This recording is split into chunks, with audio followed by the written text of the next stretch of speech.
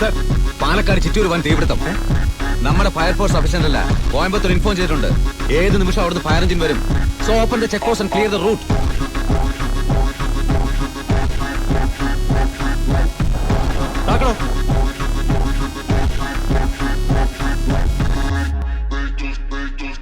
പാലക്കാട് ചിറ്റൂരിൽ വലിയ തീപിടുത്തം.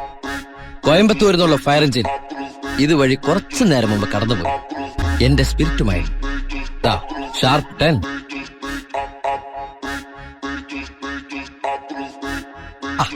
വിഡിത്തം കാണിക്കില്ലേ ബാലി സാറേ.